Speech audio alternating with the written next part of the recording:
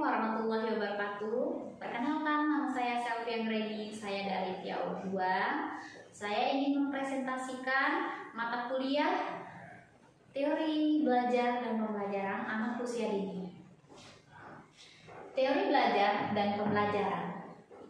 Belajar sebagai proses perubahan tingkah laku yang relatif permanen, dan perubahan tersebut disebabkan adanya interaksi individu yang bersangkutan dengan lingkungannya.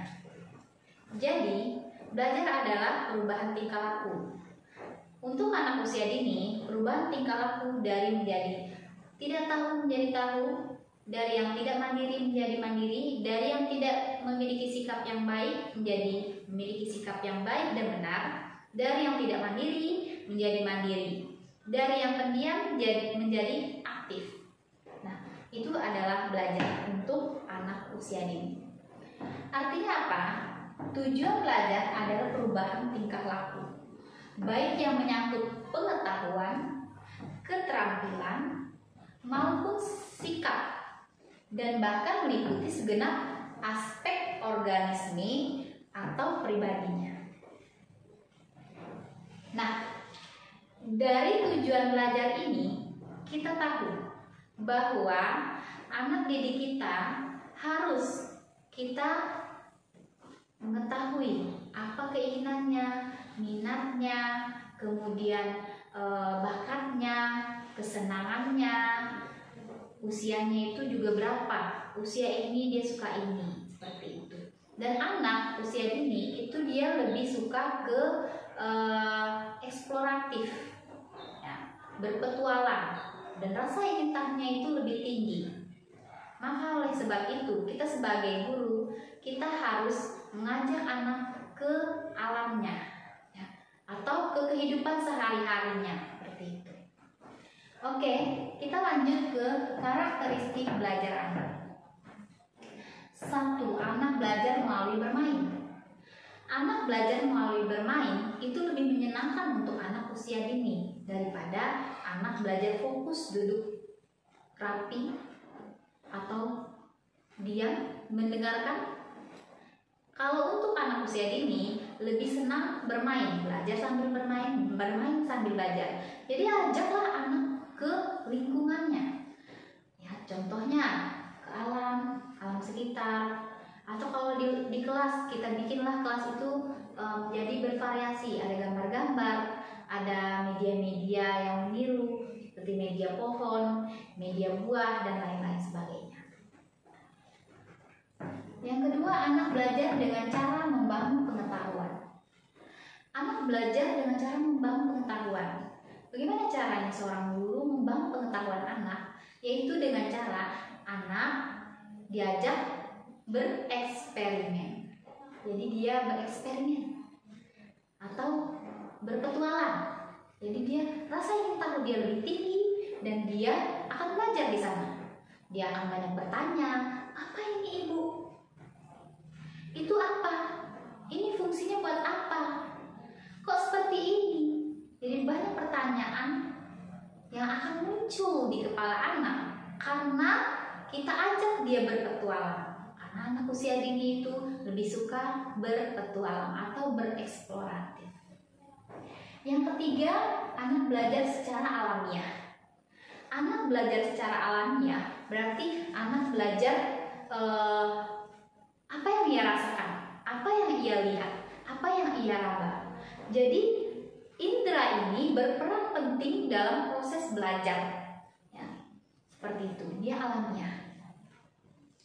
Yang keempat, anak belajar paling baik jika apa yang dipelajarinya mempertimbangkan keseluruhan aspek pengembangan bermakna, menarik, dan fungsional. Aspek pengembangan bermakna. Aspek pengembangan bermakna di sini maksudnya adalah ada nggak fungsi belajar itu bermakna nggak buat diri dia? Ada kegunaannya nggak? Gitu. Seperti itu. Kemudian menarik nggak untuk si anak? Ada fungsinya nggak? Tujuan akhirnya apa? Seperti itu. Kemudian kita lanjutkan ke kiat belajar efektif untuk anak. Kiat Strategi belajar efektif untuk anak usia dini yang pertama adalah cari tempat yang nyaman. Jadi, kita cari tempat yang nyaman untuk anak. Kalau di dalam ruangan itu tidak panas, ruangan itu tidak sempit, ruangan itu nyaman, leluasa, ruangan itu banyak gambar, dan anak akan berpetualang, bereksploratif. Anak egosentris, anak akan aktif, anak akan senang belajar di dalam. Kalau di luar ruangan, carilah ruangan yang nyaman dan tidak tidak akan membuat anak cedera. Contohnya, tidak ada batu-batu yang runcing, tidak ada duri. Kemudian kalau di luar ruangan tidak panas, cari tempat yang nyaman untuk si anak. Yang kedua, tentukan waktu belajar yang baik dan tepat. Tentukan waktu belajar baik yang tepat, maksudnya adalah waktu belajar yang baik dan tepat itu di saat anak sudah siap. Kita sudah mengkondisikan keadaan anak. Disitulah waktu yang tepat untuk belajar. Jika anak belum bisa dikondisikan, maka belum bisa kita memulai untuk pembelajaran. Yang ketiga, tentukan metode belajar menurut hati. Tentukan metode belajar menurut hati, maksudnya adalah kira-kira metode belajar apa yang kita gunakan hari ini yang tepat untuk hari ini, sesuai dengan tema yang akan kita pelajari. Yang keempat, belajar dengan disiplin. Belajar dengan disiplin di sini maksudnya adalah seperti tadi, kita harus kondisikan anak dulu. Kemudian anak sudah siap belajar, anak sudah mau belajar, dan waktunya sudah tepat untuk belajar.